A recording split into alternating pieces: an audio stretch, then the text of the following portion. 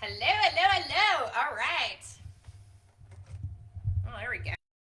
Like the world's crappiest setup today. Sorry about that. We're having some of the worst technical difficulties I think we've ever had.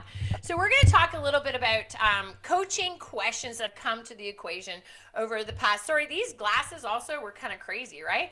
Anyway, so we're going to talk about some of the hottest questions that have come my way. And I would say there's some of the most important questions that we've been asked in the coaching business just in the past little while right now. So one of the questions, and we're going to roll right into it. We're going to ask the question about, joining a team. So I'm going to just rapid fire. We had a ton of questions come in, so I'm trying to just get to the top 5 questions because I don't want to drag this on. By the way, next week we are going to be covering a live topic, and the live topic is going to be self-sabotage. So self-sabotage is one of my favorite topics, and we're going to be talking about that. So just to kind of recover this a bit, guys, some of the most popular questions that are coming in right now are questions like, should I belong to a team or should I go solo? So my own personal questions about that and my own personal opinion of that is this. Everybody has to look at what you're getting from a team in an organization, right? So some people are sitting around, they're like, yeah, if I join a team, they have an expectation that the team is going to do these wild, crazy things, right? And that's not necessarily true. Not every team has a ton of leads. Very few teams have a ton of leads to give you. So you have to really look and see, what am I getting from the team? Have you referenced and checked the team as much as, I think you should? It's like you're joining a family. So don't just join a team. Really take a look and ask yourself a question. Okay, am I hitting enough questions with this team? So for example, ask the questions if you're thinking of joining a team. Are you going to give me leads? Am I going to be bringing leads? What are the expectations agreements with that? Are you allowed to list houses or not list houses? Do you get a different commission split for your database or not? There's a million different questions that you should be asking, and interview the team members. Ask the real questions of the team members. Don't pick one team member that you're best friends with that would love to have you join them. Ask the whole questions and interview the team. And then equally ask yourself a question too. Why are you joining a team? You have to be really clear on what your expectations are versus their expectations. So to be a single agent or join a team, it's entirely speculative. I personally think, I'm a big believer in coaching. So I'm kind of the mindset that I personally think you're a lot more valuable to the team that you're going to join if you spend a year, in my opinion, get some coaching, get a lot of training, coaching, development, spend a year developing your skills so that you don't waste, a lot of time on the team. The faster you're going to be joining a team, the team leader's probably running a million miles per hour. So if you really want to maximize your business and how you are part of that team, then get a year or so. If you're a brand new agent, I would say I don't think joining a team is the right thing to do. Very few teams, great teams, have new agent training programs. Very few. So if you are brand new, make sure you're joining a team that actually has a program for that. For example, I would say maybe 10% of the teams that we coach have that. So, it's not common because remember, they're already, in full. If you're at the point where somebody's looking to join a team, you have to kind of say, okay, they're already at the point where they're ready to join the team. They already have a ton of business for you. So that's what we're kind of looking at with that. So anyway, that's the first question. The second question is that should I focus in on listings or buyers? Almost every market right now, I'm telling you, focus in on listings. If I were you and you wanted to spend the month of March hammering out as many listing appointments as you possibly can, I would say 2 to 3 listing appointments a week. Go crazy on that. I would focus listings because you're seeing pent-up buyer demand right now. So when that pent-up buyer demand gets loose, then that means that you're going to be running with a herd of buyers. I'm not a big believer in that. I would prefer to just kind of go, step by step by step and sell the listings and sort of sit back and enjoy myself, leverage the open houses. I can put them on the internet, all of the above. So if it was me, I personally would focus more on listings. And like I said, I would do 2 to 3 listing appointments per week. Another question came in. My favorite type of lead generation this time of year, that would be open houses. Not gonna lie, it's open houses. A lot of people are asking me, what is that favorite? I say, well, because open houses, we have a whole pre-system to open houses. So we have 21 things to do before an open house. We have a program called $1 Million Open House, basically. And so I can pretty much get anybody to make $1 million on open houses in a year. And so if it was me, the fact that you're seeing pent-up buyer demand means that open houses are getting a lot of traffic through the door.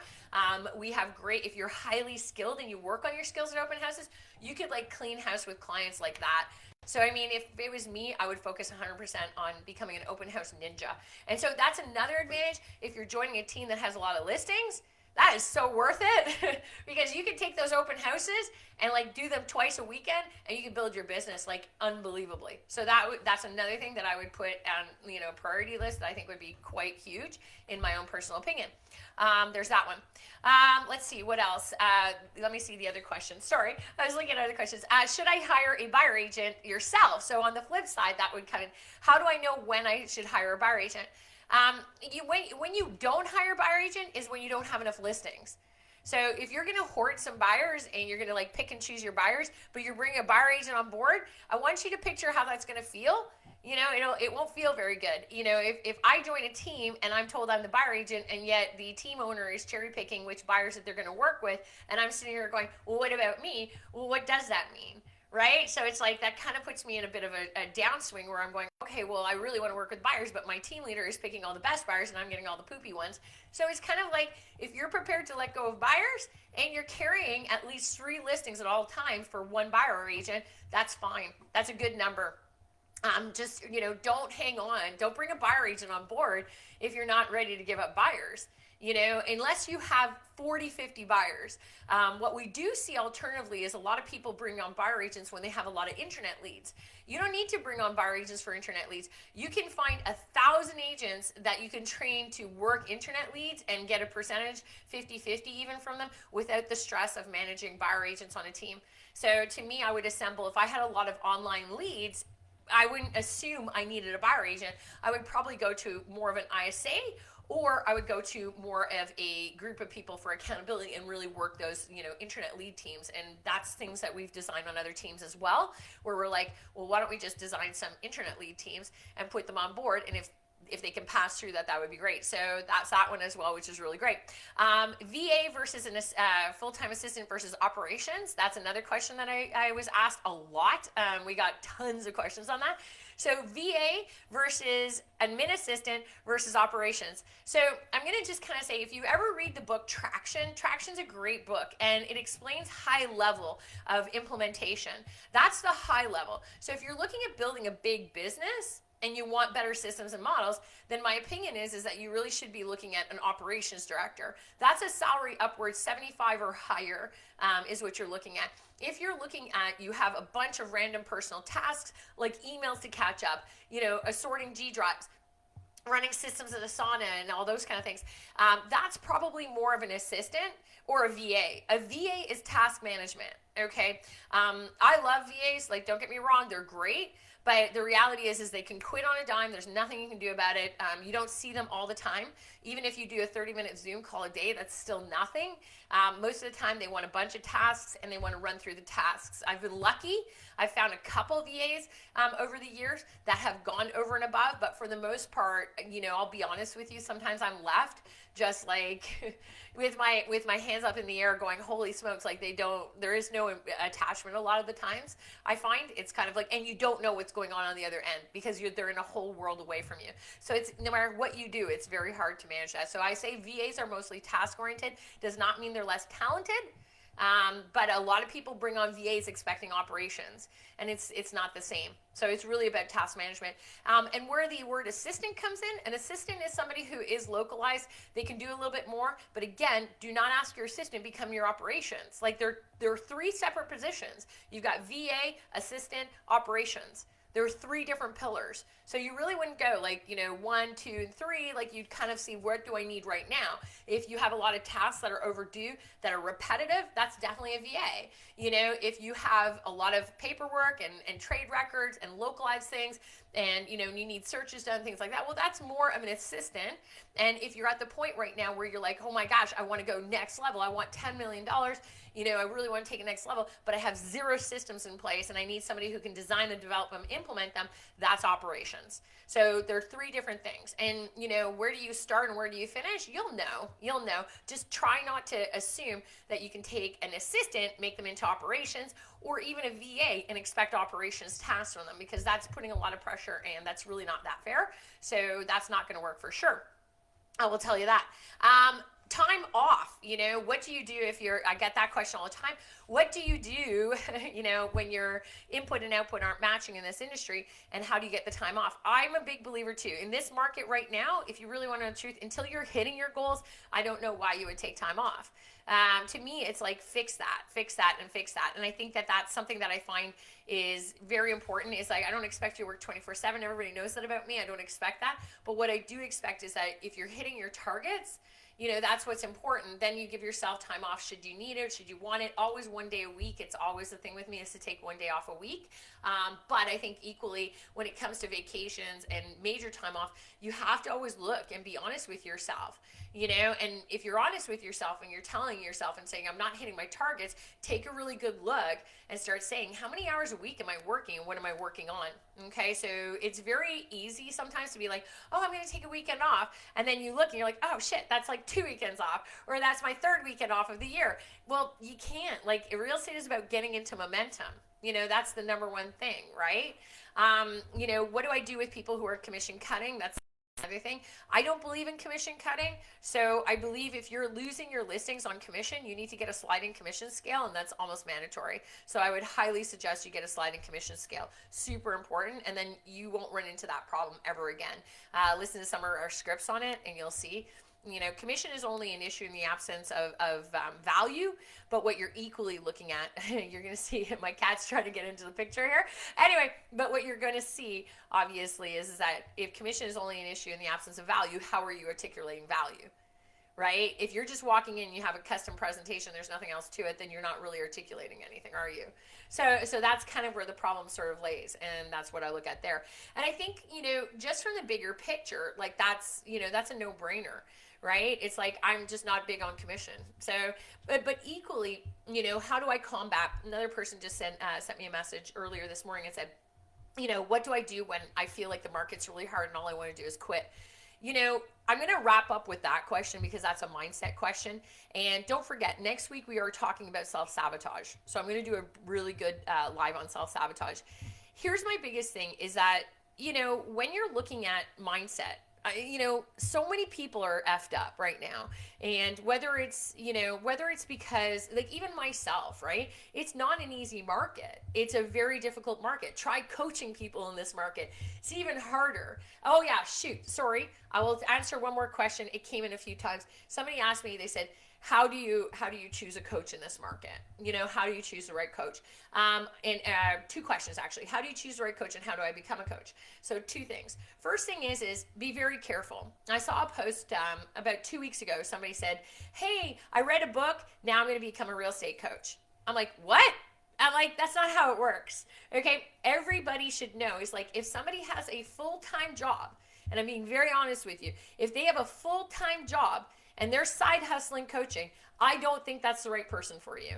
Okay, if my number one job is to actually build an office and I have to recruit people, then you shouldn't be coaching.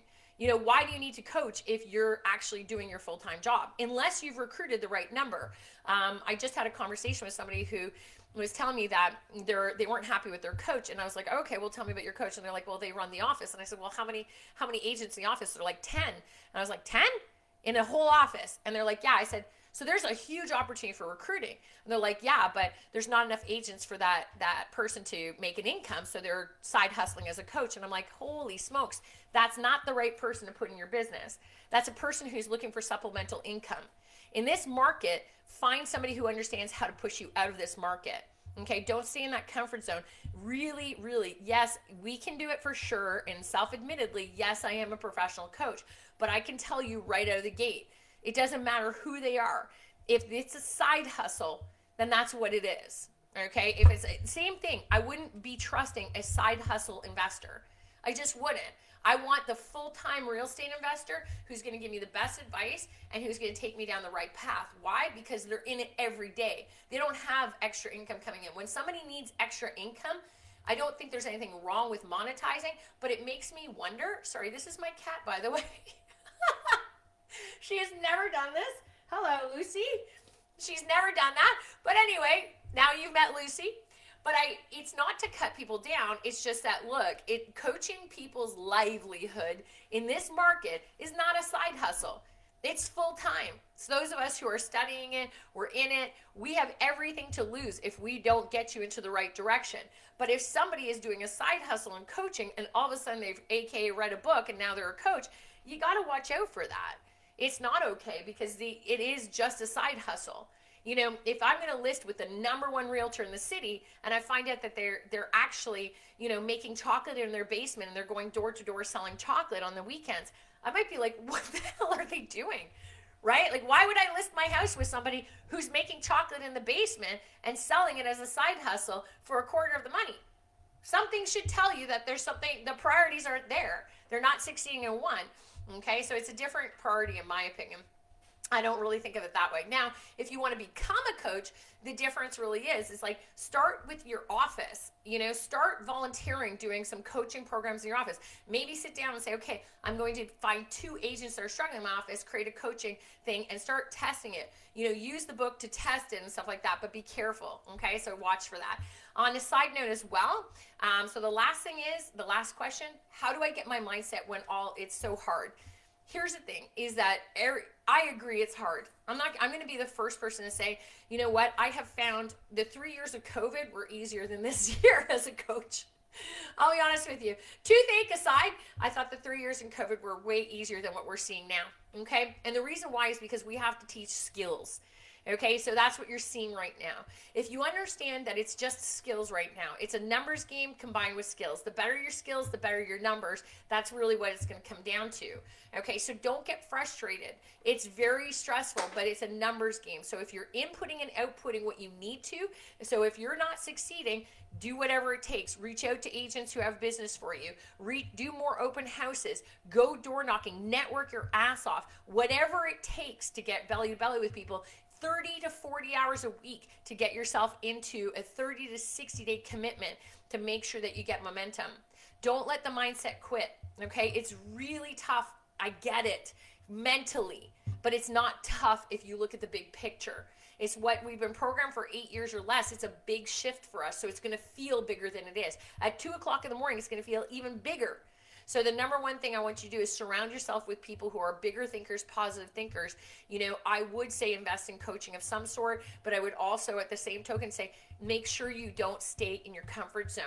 Okay, don't get frustrated. Really think about it and say, this is a numbers game. For 7 years, I've had it easy. Now I have to crush it. Okay, so mentally keep yourself very positive.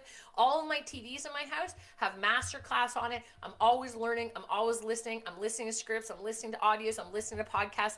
I don't think I've watched TV in a very long time.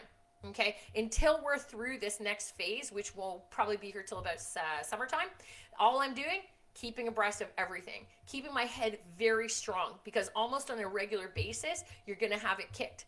So as long as you're positive about it, you don't give up and you study your numbers, you'll see the answers are there. Okay? Thanks so much, guys. I will see you next week where we will be talking about self-sabotaging behavior and how to kick it in the ass. All right, we'll see you then.